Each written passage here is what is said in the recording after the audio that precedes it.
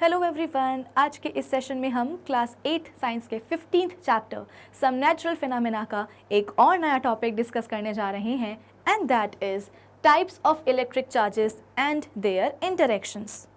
Previous sessions में हमने इस चैप्टर के फर्स्ट टॉपिक को डिस्कस किया है, इलेक्ट्रिक चार्ज टॉपिक को डिस्कस किया है। अब जैसे कि मैंने आपको पहले भी बताया था कि इलेक्ट्रिक चार्ज मेन टॉपिक के अंदर आपको 4 सब टॉपिक्स और पढ़ने हैं। तो प्रीवियस सेशंस में हमने इन सभी चारों सब टॉपिक्स को एक एक करके एकदम डिटेल में जाकर के डिस्कस कर लिया है, समझ लिया है, यानी कि जो अपना टॉपिक है इलेक्ट्रिक चार्ज वो होता है कंप्लीट। ये पूरी कहानी थी अपने प्रीवियस सेशंस की और आज के इस सेशन में हम बात करेंगे इस नए टॉपिक के ऊपर। सो आई होप आज के सेशन का जो टारगेट है वो सभी बच्चों को एकदम समझ में आ गया होगा। तो एक काम करते हैं, फटाफट से इस सेशन को भी हम कर लेते हैं start. So this is Vibhuti Khare, welcome to Magnet Brains, जहाँ पे आपको सभी चैप्टर्स के वीडियो लेक्चर्स मिलते हैं बिल्कुल फ्री ऑफ कॉस्ट।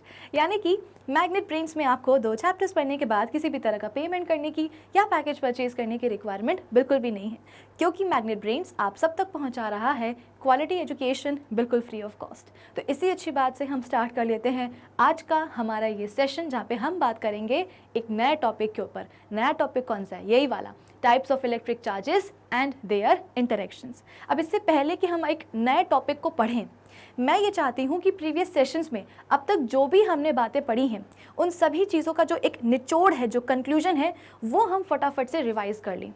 क्यों? क्योंकि मैं ये चाहती हूँ कि आज के सेशन में आप जो भी नई चीज़ें सीखो, उन नई चीज़ों को आप पुरानी बातों से रिलेट कर पाओ। तो अभी तक हमने जो भी चीज़ें पढ़ी हैं, जो भी हमने सब टॉपिक्स पढ़े हैं, उन सभी सब टॉपिक्स का जो एक कंक्लूजन है वो हम रिवाइज कर लेते हैं। तो प्रीवियस सेशंस में हमने देखा था कि हमारे पास 2 तरह के ऑब्जेक्ट्स होते हैं, charged objects and uncharged objects. वो एक ऑब्जेक्ट जिसके ऊपर चार्ज होगा वो क्या कहलाएगा? एक चार्ज्ड ऑब्जेक्ट कहलाएगा। वो एक ऑब्जेक्ट जिसके ऊपर चार्ज नहीं होगा उसे हम क्या बोलेंगे? अनचार्ज्ड ऑब्जेक्ट बोलेंगे। अब अगर चार्ज है ऑब्जेक्ट के ऊपर तो कोई दिक्कत की बात नहीं है, लेकिन अगर ऑब्जेक्ट के ऊपर चार्ज नहीं है तो फिर हम क्या करेंगे? तो एक अनचार्ज्ड ऑब्जेक्ट के ऊपर चार्ज लाने के लिए हम क्या कर सकते हैं? फ्रिक्शन का यूज़ कर सकते हैं। कैसे? तो हमारे पास जो एक अनचार्ज्ड ऑब्जेक्ट है ना, उसको हम किसी दूसरे अनचार्ज्ड ऑब्जेक्ट के साथ में ऐसे रब करेंगे, यानी कि दोनों को घिसने वाले हैं। जैसे ही हम 2 ऑब्जेक्ट्स को घिसेंगे ना, उनके बीच में एक फ्रिक्शन प्रोड्यूस हो जाएगा।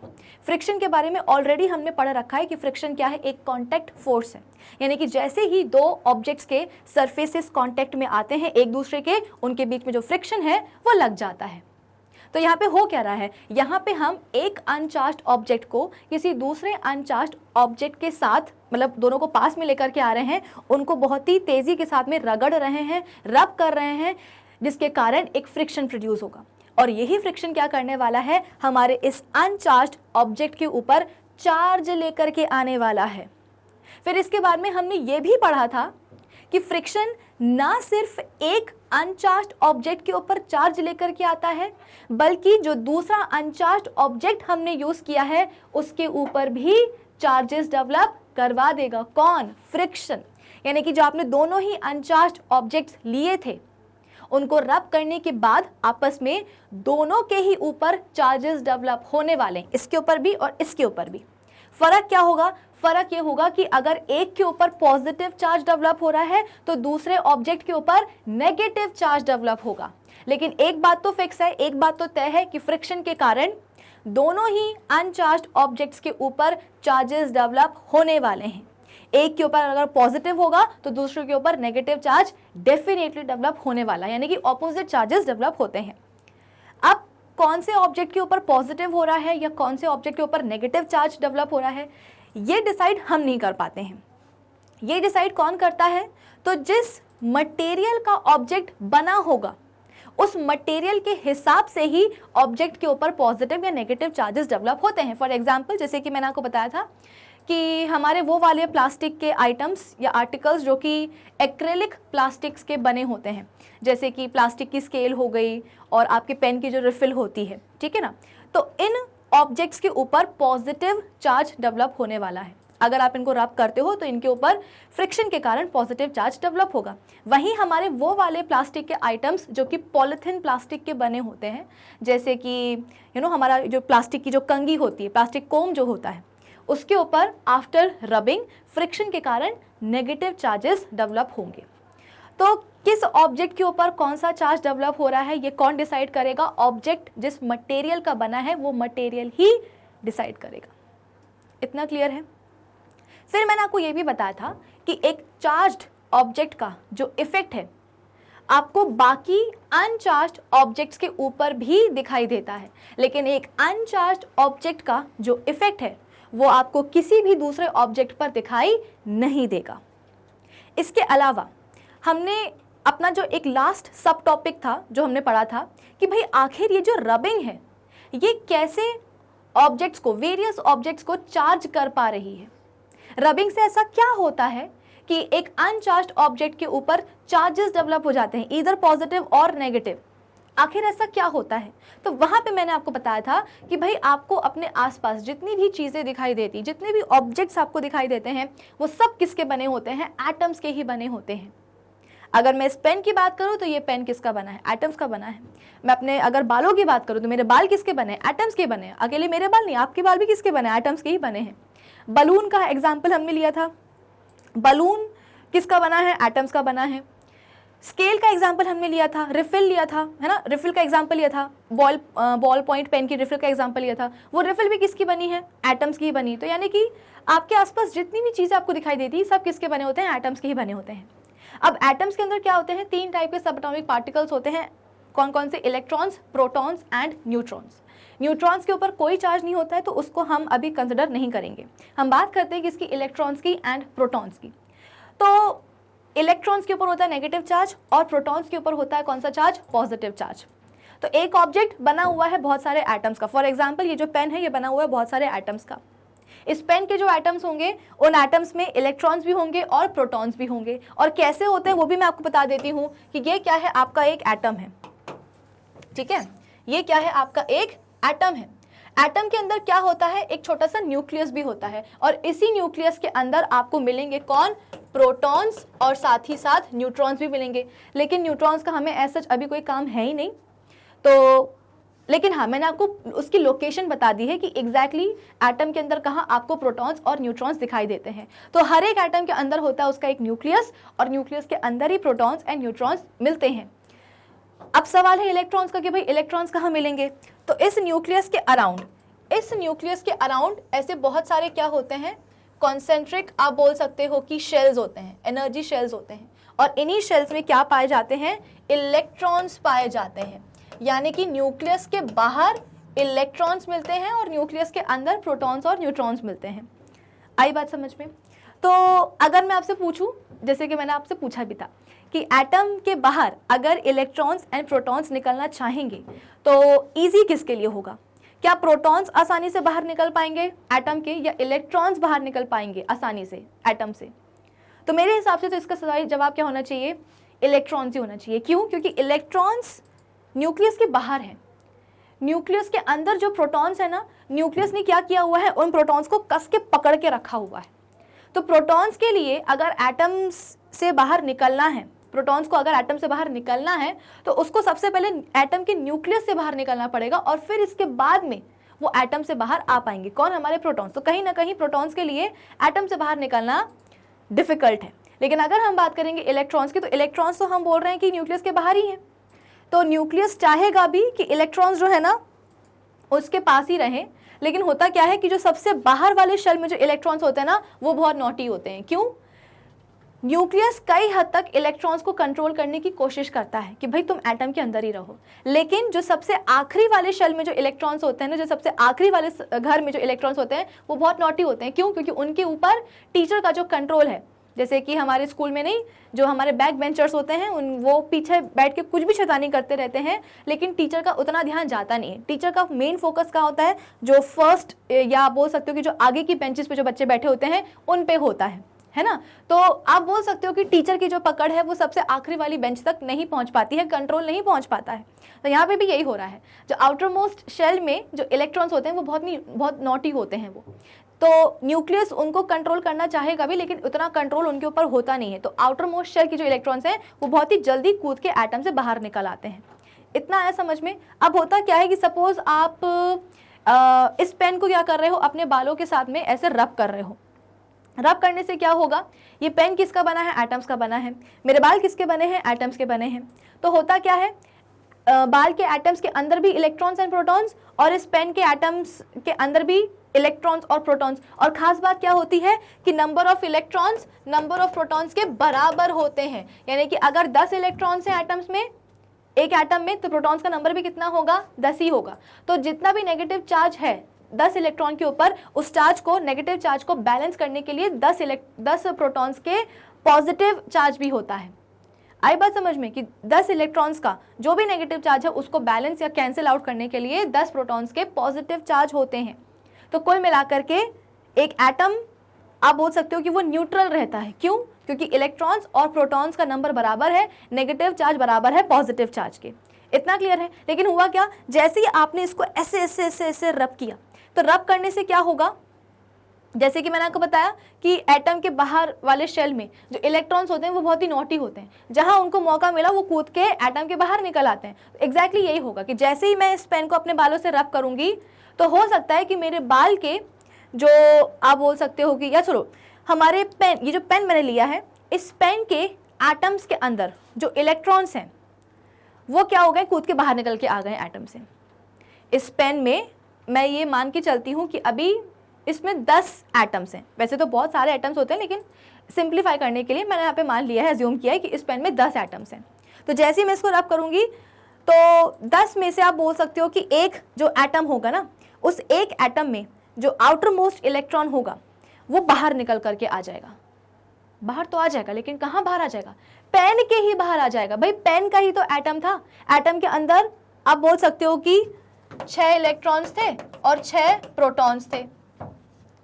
तो एक एटम में से एक इलेक्ट्रॉन बाहर निकल करके आ गया एटम के। वो ऐसे बाहर निकला कि वो सीधे पेन से ही बाहर निकल गया है इलेक्ट्रॉन। तो अगर इलेक्ट्रॉन बाहर निकल गया तो फिर वो जाएगा कहाँ? तो भाई घिस किसके साथ रहे थे इस पेन को? मेरे बाल के साथ ना। तो मेरे बाल के अंदर जो एटम्स हैं, उन्हीं एटम के अंदर बहुत सारे एटम्स हैं। तो समझो कि मेरे बाल के एक एटम के पास 10 इलेक्ट्रॉन्स हैं और 10 प्रोटॉन्स हैं। तो होगा क्या, ये है पेन के इलेक्ट्रॉन्स और प्रोटॉन्स, और ये है मेरे बाल के एटम्स, एक एटम के इलेक्ट्रॉन्स एंड प्रोटॉन्स। तो पेन के एक एटम से एक इलेक्ट्रॉन निकला, पेन के बाहर आया, और कहाँ आया, मेरे बाल के एक एटम के अंदर आ गया। अब हुआ क्या, इनिशियली यहाँ पे 6 इलेक्ट्रॉन्स थे, लेकिन एक इलेक्ट्रॉन बाहर निकल के आ गया। यानी कि अब यहाँ पे कितने इलेक्ट्रॉन्स हो गए हैं? 5 इलेक्ट्रॉन्स हो गए हैं। तो 5 इलेक्ट्रॉन्स का जो भी नेगेटिव चार्ज है वो 5 प्रोटॉन्स के पॉजिटिव चार्ज को क्या कर देगा, बैलेंस कर देगा। लेकिन जो एक एडिशनल प्रोटॉन अभी है, उसका जो पॉजिटिव चार्ज होगा उसको बैलेंस करने के लिए तो इलेक्ट्रॉन है ही नहीं। क्यों? पहले 6 थे इलेक्ट्रॉन्स, तो कंडीशंस बैलेंस थी, लेकिन एक इलेक्ट्रॉन निकल गया, तो अब कितने इलेक्ट्रॉन्स रह गए? 5 इलेक्ट्रॉन्स रह गए। तो 5 प्रोटॉन्स का जो पॉजिटिव चार्ज है उसको बैलेंस करने के लिए 5 इलेक्ट्रॉन्स के नेगेटिव चार्जेस जो है वो क्या है, सफिशिएंट है। लेकिन एक प्रोटॉन का जो पॉजिटिव चार्ज है उसको बैलेंस करने के लिए कोई नहीं है। इसका मतलब क्या कि इस एटम के ऊपर आने वाला है पॉजिटिव चार्ज, और अगर एटम के ऊपर पॉजिटिव चार्ज आ गया, इसका मतलब क्या कि ये पेन भी क्या हो जाएगा, पॉजिटिवली चार्ज हो जाएगा। सिमिलरली मेरे बालों के एटम के पास 10 इलेक्ट्रॉन्स और 10 प्रोटॉन्स थे, लेकिन हुआ क्या, एक इलेक्ट्रॉन पेन के एटम का मेरे बाल के एटम में आ गया।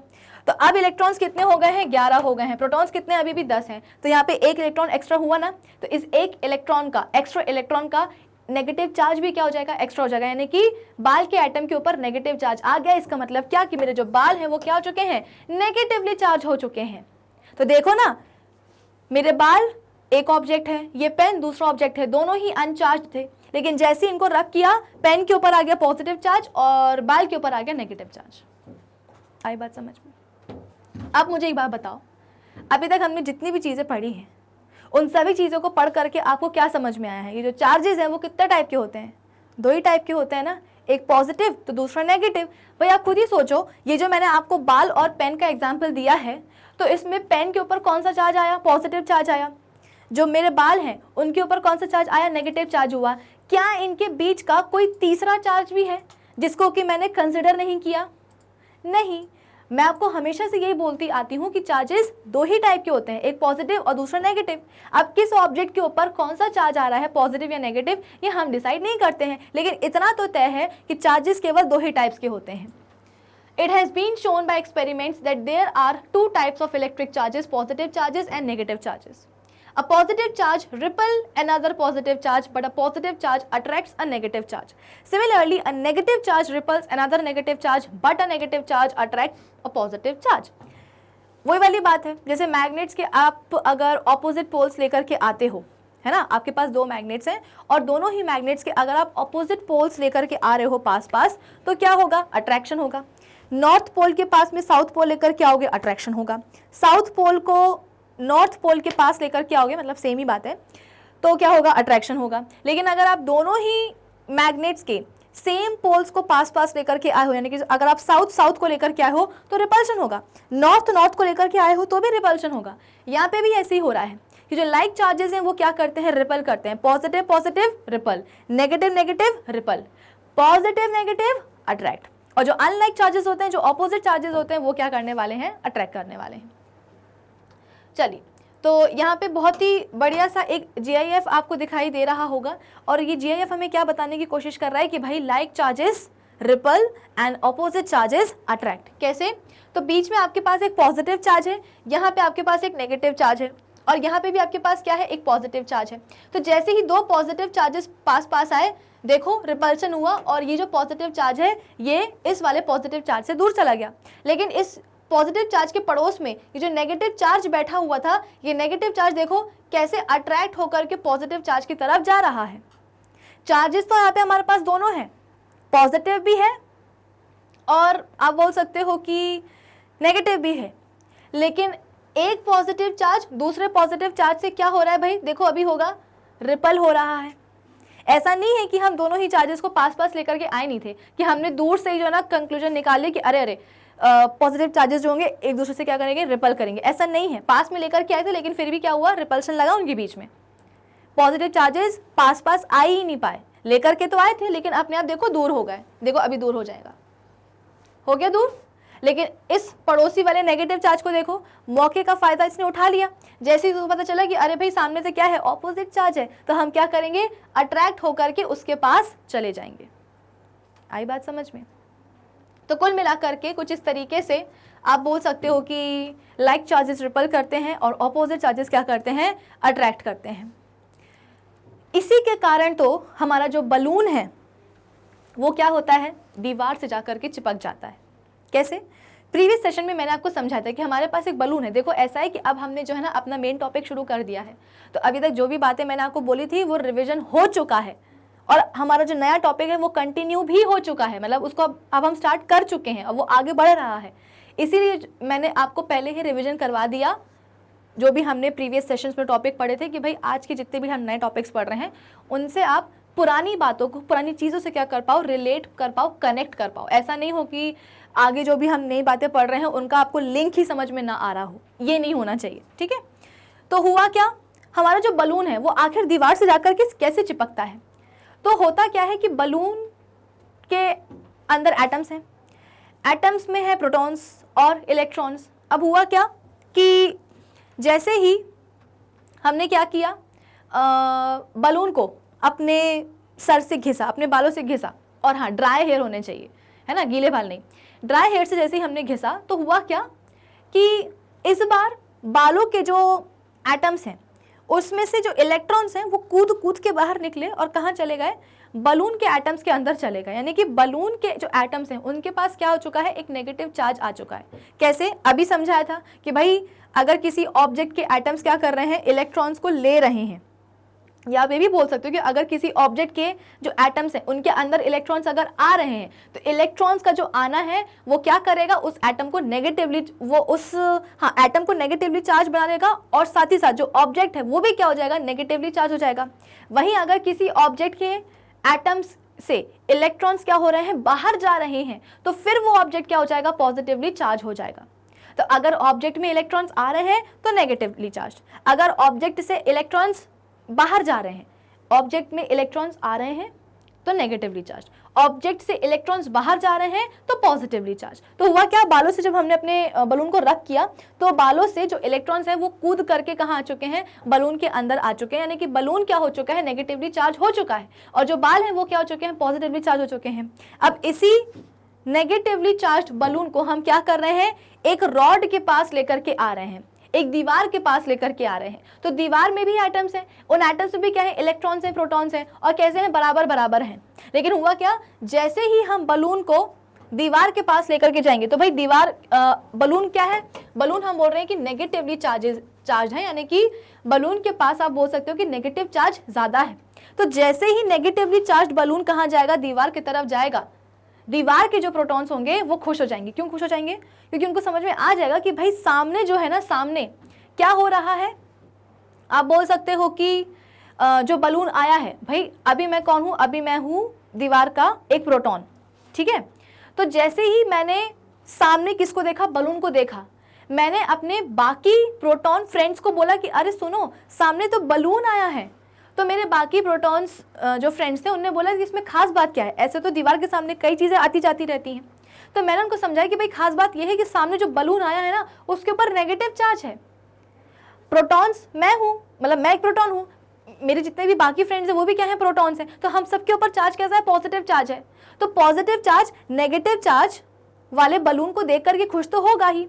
तो जैसे ही मेरे बाकी प्रोटॉन फ्रेंड्स को पता चला कि अच्छा बलून के ऊपर क्या है, नेगेटिव चार्ज है, तो सभी के सभी जो प्रोटॉन्स हैं, सभी के सभी प्रोटॉन्स जो हैं वो क्या हो जाएंगे, दीवार के एक तरफ जहां पे बलून आया ना, वहां पे आकर के इकट्ठा हो जाएंगे। ना सिर्फ प्रोटॉन्स इकट्ठा होंगे, भाई दीवार के अंदर एटम्स में इलेक्ट्रॉन्स भी तो हैं। तो जैसे ही इलेक्ट्रॉन्स को पता चलेगा कि अरे यार सामने तो बलून आया है, तो उसने अपने बाकी इलेक्ट्रॉन फ्रेंड्स को बताया कि सामने बलून आया है।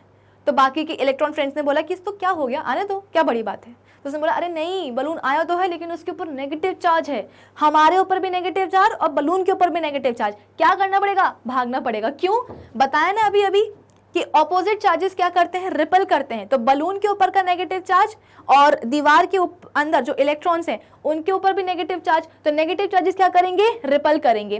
तो दीवार के जो प्रोटॉन्स हैं, पॉजिटिवली चार्ज प्रोटॉन्स हैं, वो क्या करेंगे, एक तरफ इकट्ठा हो जाएंगे। जहाँ पे बलून आया है ना, वहाँ पे सभी के सभी इकट्ठा हो जाएंगे, और जो इलेक्ट्रॉन्स होंगे वो क्या होंगे, ऐसे दूर दूर भागने लगेंगे, दूर हो जाएंगे कि भैया हमें नहीं चाहिए, हमारे ऊपर तो खुद ही नेगेटिव चार्ज है, ऊपर से जो बलून आया उसके ऊपर भी नेगेटिव चार्ज है। तो नेगेटिव चार्जेस क्या करेंगे, आपस में आकर के रिपल करेंगे।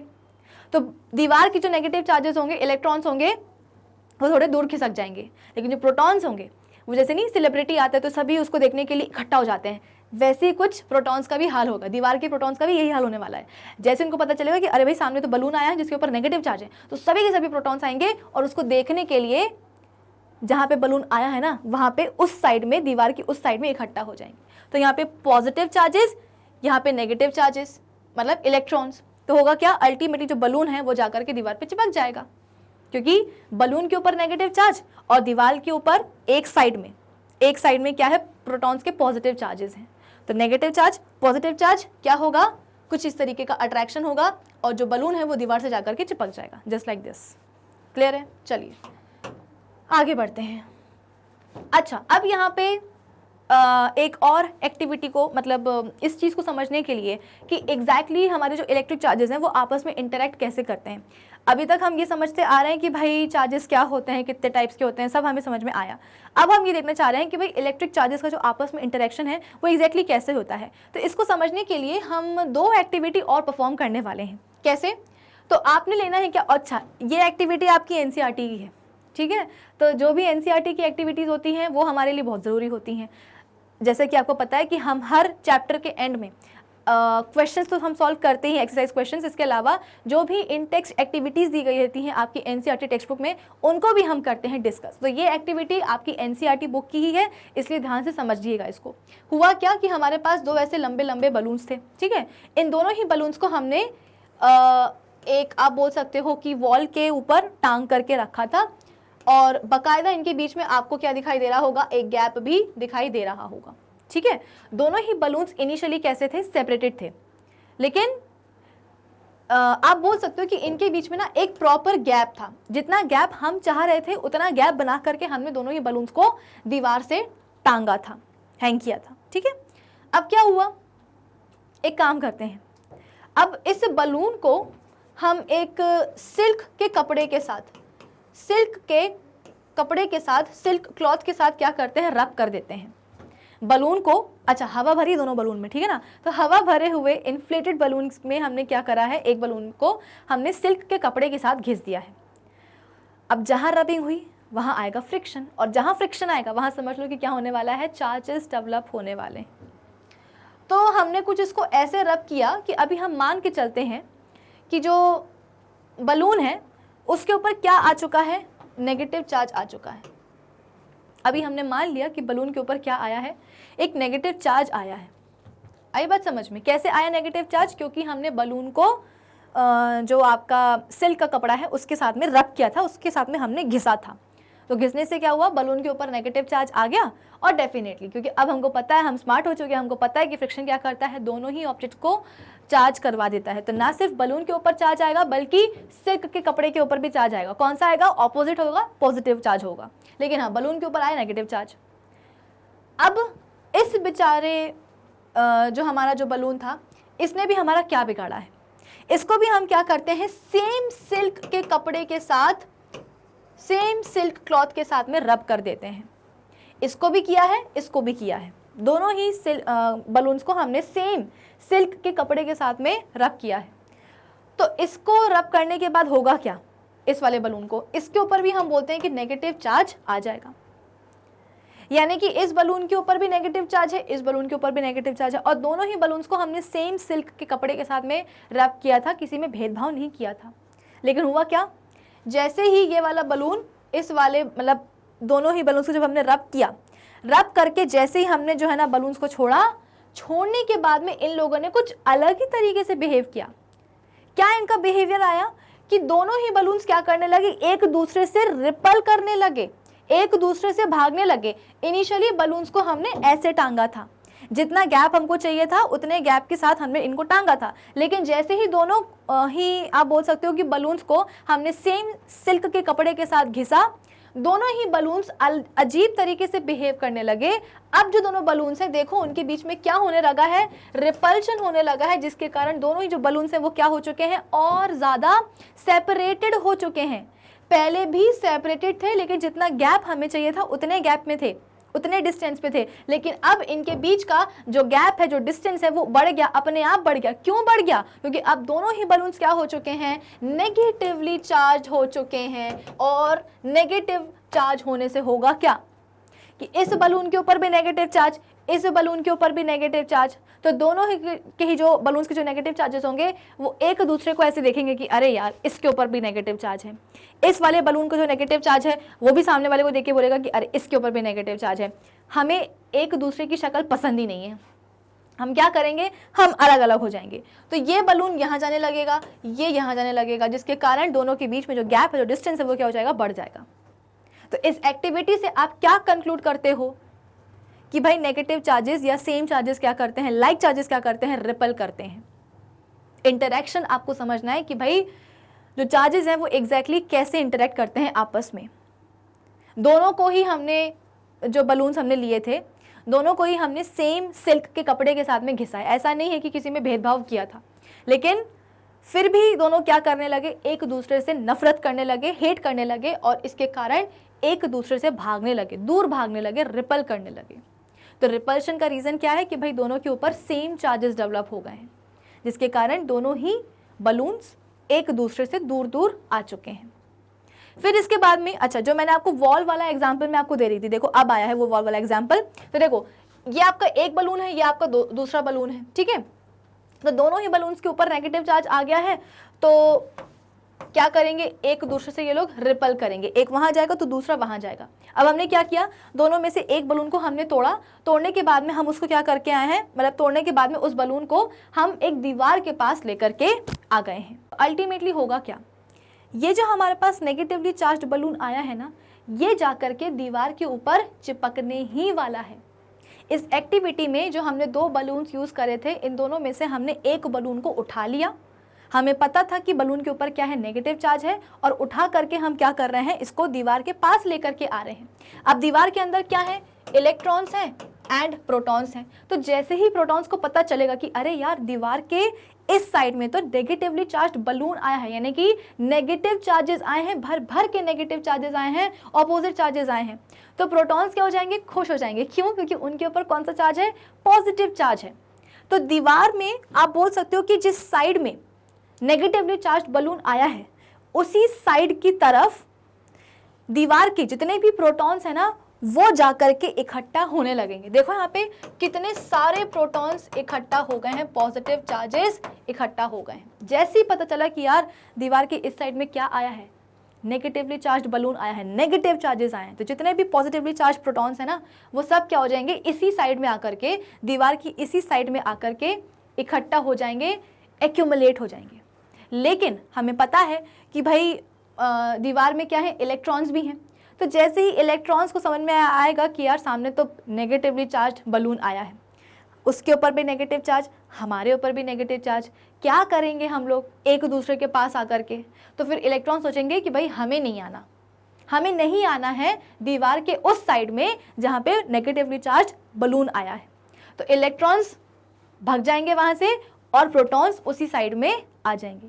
इलेक्ट्रॉन्स भागेंगे और प्रोटॉन्स आ जाएंगे। तो प्रोटॉन्स आ चुके हैं और इलेक्ट्रॉन्स क्या हो रहे हैं, दूर भाग रहे हैं कि हटो हटो हटो हटो, हमें नहीं आना।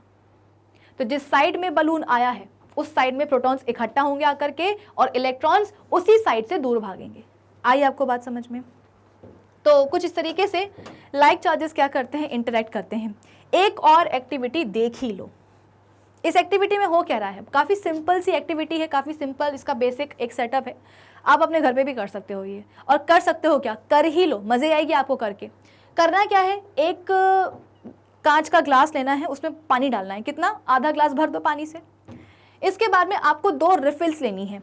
रिफिल्स भी कौन सी वाली, जो यूज्ड है ना, बॉल पॉइंट पेन की ही आपको 2 रिफिल्स लेनी है, 2 यूज्ड रिफिल्स लेनी है।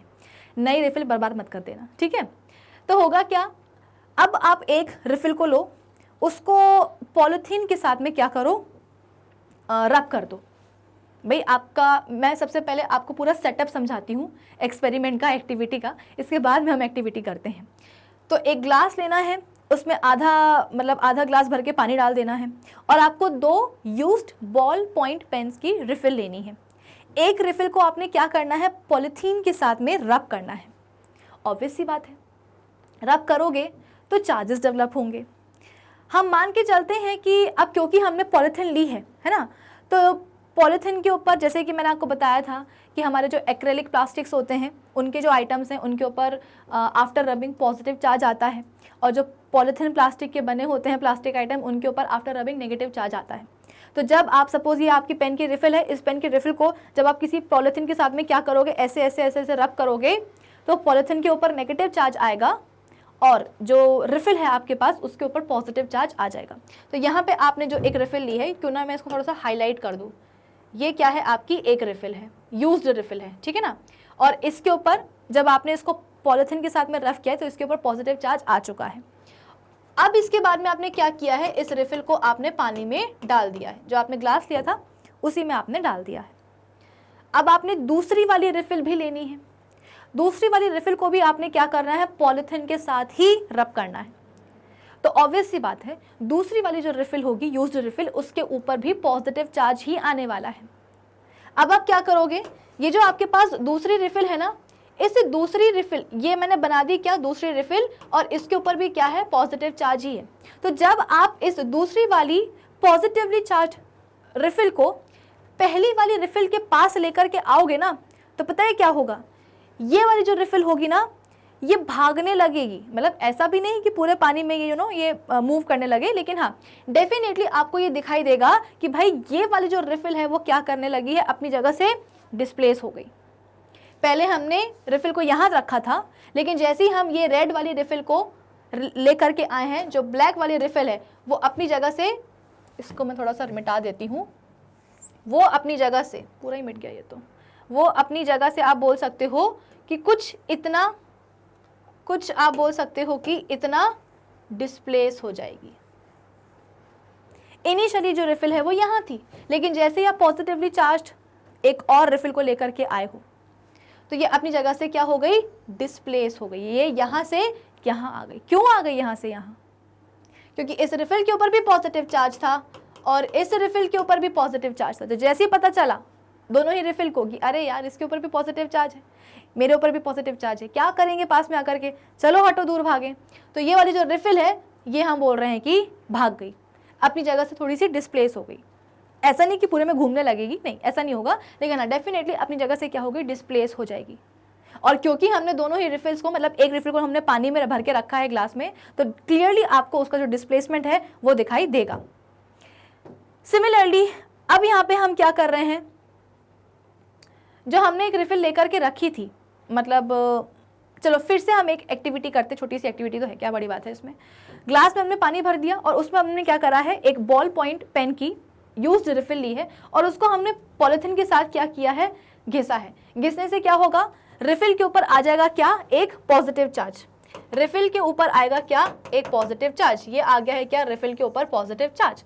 अब हम एक बलून लेकर के आए हैं, बलून को हमने ऊनी कपड़े के साथ में, वुलन क्लॉथ के साथ में क्या करा है, रब किया है।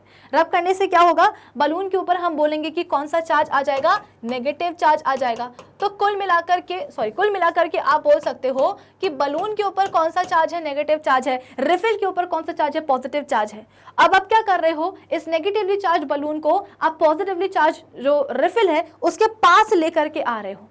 अब जैसे ही रिफिल के पॉजिटिव चार्जेस को पता चलेगा कि अरे यार जो सामने बलून आया है ना उसके ऊपर तो नेगेटिव चार्जेस हैं। सिमिलरली जब बलून के नेगेटिव चार्जेस को पता चलेगा कि भाई जिस रिफिल के पास हम आए हैं उसके पास क्या है, पॉजिटिव चार्ज है, तो क्या होगा, दोनों के बीच में अट्रैक्शन होगा और ये जो रिफिल है ये अपनी जगह से एक बार फिर डिस्प्लेस होगी। लेकिन इस बार इसका जो डिस्प्लेसमेंट है वो कहाँ होगा, बलून की तरफ होगा। जो रिफिल है इनिशियली वो यहाँ थी, कहाँ थी वो, यहाँ थी, लेकिन जैसे ही उसको पता चला कि अरे बलून आया है तो क्या होगा, ये अपनी जगह से डिस्प्लेस होगी और टुवर्ड्स बलून क्या होगी, डिस्प्लेस होगी। क्यों, क्योंकि उसके ऊपर पॉजिटिव चार्ज था, बलून के ऊपर नेगेटिव चार्ज था। तो यहाँ पे लाइक चार्जेस क्या कर रहे थे, रिपल कर रहे थे। दोनों ही रिफिल्स आपस में दूर दूर भाग रही थी, मतलब एक दूसरे से दूर दूर भाग रही थी, क्योंकि दोनों ही रिफिल को हमने सेम मटेरियल पॉलिथीन के साथ ही रब किया था, जिसके कारण दोनों ही रिफिल्स के ऊपर चार्जेस कौन से बने, सेम बने, पॉजिटिव पॉजिटिव। यहाँ पे हुआ क्या, यहाँ पे हमने एक लिया क्या, रिफिल, और दूसरा हमने ऑब्जेक्ट ही बदल दिया, हमने रबर का बना हुआ बलून ले लिया। तो उस बलून के ऊपर नेगेटिव चार्ज आए कपड़े के ऊनी कपड़े से घिसने पर, वुलन क्लॉथ से घिसने पर, तो बलून के ऊपर आए नेगेटिव चार्ज, और रिफिल को हमने पॉलिथीन के साथ में रब किया था तो उसके ऊपर आए पॉजिटिव चार्ज। तो यहाँ पे दोनों ही ऑब्जेक्ट्स के बीच में जो ऊपर चार्जेस थे वो कैसे थे, ऑपोजिट थे। तो डेफिनेटली एक बार फिर रिफिल में आपको डिस्प्लेसमेंट दिखाई देगा, लेकिन वो डिस्प्लेसमेंट कैसा होगा, टुवर्ड्स द बलून होगा, क्योंकि दोनों के ऊपर क्या है, ऑपोजिट चार्जेस है, और ऑपोजिट चार्जेस क्या करते हैं, अट्रैक्ट करते हैं। आई बात समझ, चलिए। तो कुल मिलाकर के इन दोनों ही एक्टिविटीज से ये तो क्लियर हो गया है कि एग्जैक्टली चार्जेस कैसे इंटरैक्ट करते हैं आपस में। So from the above discussion, we conclude that depending on the nature of their electric charges, charged objects may attract or repel each other. कि किस आप बोल सकते हो कि किस नेचर का इलेक्ट्रिक चार्ज है ऑब्जेक्ट्स के ऊपर, उस हिसाब से जो ऑब्जेक्ट्स हैं या तो वो अट्रैक्ट करेंगे या फिर वो क्या करेंगे, एक दूसरे से रिपल करेंगे। If one object has positive charge and the other object has negative charge, then the two objects attract each other. अगर एक के ऊपर ऑपोजिट मतलब एक के ऊपर अगर पॉजिटिव चार्ज है और दूसरे के ऊपर नेगेटिव चार्ज है, जैसे कि बलून और रिफिल के ऊपर था, तो उनके बीच में क्या होगा, अट्रैक्शन होगा। Similarly in other words you can say a positive charge and a negative charge attract each other. If the two objects have positive charges then they repel each other. In other words, two positive charges repel each other. जैसे कि हमने दो refills का example लिया था कि दोनों जो रिफिल्स हैं वो क्या करने लगी, एक दूसरे को रिपल करने लगी, क्योंकि दोनों के ऊपर क्या थे, पॉजिटिव चार्जेस थे। If the two objects have negative charges, they repel each other. In other words, two negative charges repel each other. जो हमने दोनों बलून्स वाला एग्जाम्पल लिया था, ये वाला एग्जाम्पल, ये वाली एक्टिविटी कहाँ गई, ये वाली, तो दोनों ही बलून्स के ऊपर नेगेटिव चार्जेस थे, जिसके कारण दोनों बलून्स क्या करने लगे, रिपल करने लगे। दोनों रिफिल्स के ऊपर पॉजिटिव चार्जेस थे, इसलिए रिफिल्स क्या करने लगी, रिपल करने लगी। बलून के ऊपर नेगेटिव चार्ज था, रिफिल के ऊपर पॉजिटिव चार्ज था, तो ऑपोजिट चार्जेस थे, जिसके कारण जो दोनों ही ऑब्जेक्ट्स हैं बलून और रिफिल, उनके बीच में क्या हुआ, अट्रैक्टिव फोर्स लग गया, अट्रैक्शन हो गया। In other words two negative charges repel each other. किस्सा खत्म।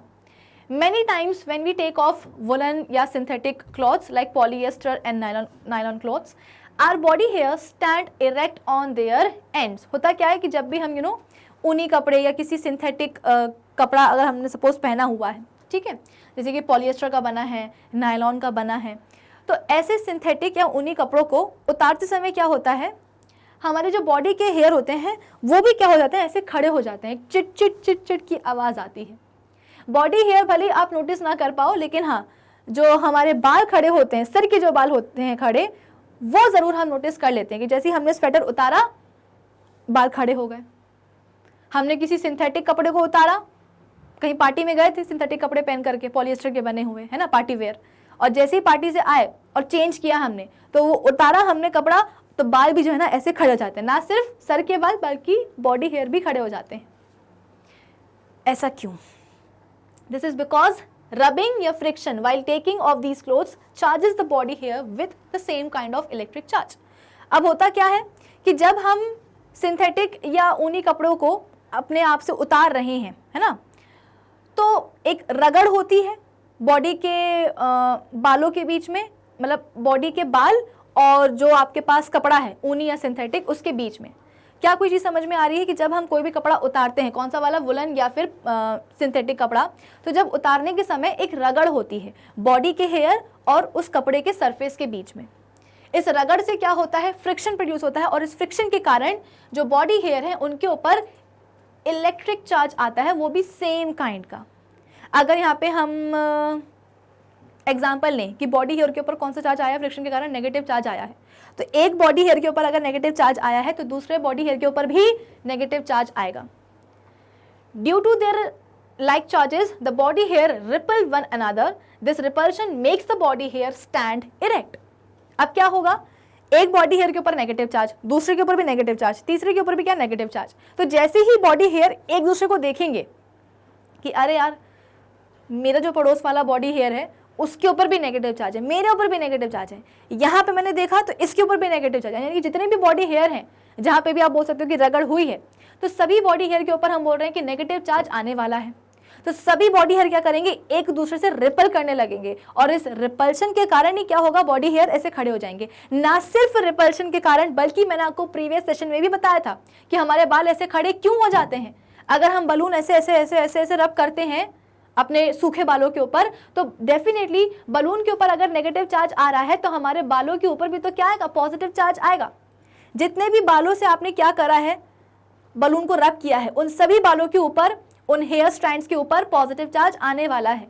तो पॉजिटिव चार्ज के कारण बाल क्या करेंगे, एक दूसरे से रिपल तो करेंगे, लेकिन क्योंकि बलून के ऊपर नेगेटिव चार्ज आया है, बालों की स्ट्रैंड्स के ऊपर पॉजिटिव चार्ज आया है, तो कहीं ना कहीं बलून के साथ जो हमारे सर के बाल होंगे वो क्या करेंगे, अट्रैक्ट करने की कोशिश करेंगे, उसको उससे चिपकने की कोशिश करेंगे। तो कुछ इस तरीके से अगर हम बलून को ऐसे दूर लेकर के जाते हैं तो हमारे जो बाल हैं वो भी क्या हो जाते हैं, ऐसे दूर दूर होते जाते हैं, बाल ऐसे खड़े हो जाते हैं। आई आपको बात समझ में? तो जब हम दो ऑब्जेक्ट्स को क्या कर रहे हैं, रब कर रहे हैं, तो डेफिनेटली जो चार्जेस हैं वो तो लगेंगे ही ना, आएंगे ही, प्रोड्यूस होंगे ही। जब हम किसी सिंथेटिक कपड़े को या ऊनी कपड़े को अपने बॉडी से उतारते हैं तो क्या होता है, एक रगड़ होती है, एक फ्रिक्शन होता है, या आप बोल सकते हो कि एक रबिंग होती है, किसके बीच में, बॉडी हेयर और उस कपड़े के सरफेस के बीच में। रगड़ के कारण फ्रिक्शन प्रोड्यूस होता है, और इस फ्रिक्शन के कारण ही क्या होता है, चार्जेस डेवलप हो जाते हैं बॉडी हेयर पर भी और कपड़े पर भी। बॉडी हेयर पे हम बोल रहे हैं कि सपोज पॉजिटिव चार्ज डेवलप हुआ है, और कपड़े के ऊपर हम बोल रहे हैं कि नेगेटिव चार्ज डेवलप हुआ है। तो क्योंकि सभी बॉडी हेयर्स के ऊपर पॉजिटिव चार्जेस डेवलप हुए हैं, तो सभी के सभी जो बॉडी हेयर है वो क्या करेंगे, एक दूसरे से रिपल करेंगे, और कुछ इस तरीके से वो क्या हो जाएंगे, अलग अलग हो जाएंगे एक दूसरे से और खड़े हो जाएंगे। खड़े ना सिर्फ उनके बीच में जो फोर्स ऑफ रिपल्शन लग रहा है उसके कारण हो रहे हैं, बल्कि कपड़ा जो आप निकाल रहे हो उसके ऊपर भी तो क्या है, ऑपोजिट चार्ज है ना। तो बॉडी हेयर क्या करेंगे, वो कपड़े के साथ जाना चाहेंगे। तो ना सिर्फ एक दूसरे से दूर दूर होते हैं, बल्कि ऐसे खड़े भी हो जाते हैं, क्योंकि वो चाहते हैं कि उनके ऊपर जो भी चार्ज है, पॉजिटिव चार्ज जो है, वो क्या करना चाह रहा है, बलून के, सॉरी बलून नहीं, कपड़े के ऊपर जो नेगेटिव चार्ज है उससे वो अट्रैक्ट होना चाह रहे हैं, उसकी तरफ वो अट्रैक्टेड हैं। तो होगा क्या, बॉडी हेयर आपस में अलग अलग होंगे और ऐसे खड़े हो जाएंगे। जैसे कि बलून को घिसने पे हमारे बाल खड़े होते हैं, क्योंकि बलून के ऊपर नेगेटिव चार्ज आया, हमारे बाल के ऊपर पॉजिटिव चार्ज आया। सभी बालों के ऊपर पॉजिटिव चार्ज आया है, जितने कि बालों का आपने घिसा था, तो सभी बाल क्या करने वाले हैं, एक दूसरे से अलग अलग होने वाले हैं एट द सेम टाइम, क्योंकि बलून के ऊपर क्या है, नेगेटिव चार्ज है और बालों के पास क्या चार्ज है, पॉजिटिव चार्ज है। तो बाल क्या करेंगे, बलून की तरफ अट्रैक्ट होने की कोशिश करेंगे। तो अगर बलून हम उठाएंगे रब करके, तो अगर बलून हम उठाएंगे तो उसके पीछे पीछे बाल भी जाना चाहेंगे, तो बाल क्या हो जाएंगे, अल्टीमेटली ऐसे खड़े हो जाएंगे। आई बात समझ? चलो फिर क्या है, अच्छा अब ये एनसीईआरटी का एक क्वेश्चन है, इसको हम देख लेते हैं कि when a charged glass rod rubbed with silk cloth, हमारे पास एक ग्लास रॉड है, उसको हमने चार्ज किया। कैसे चार्ज किया है, तो उसको हमने एक सिल्क के कपड़े के साथ में रब करके चार्ज किया है। Is brought near a charged plastic straw rubbed with polythene, there is attraction between the two. What is the nature of the charge on the plastic straw?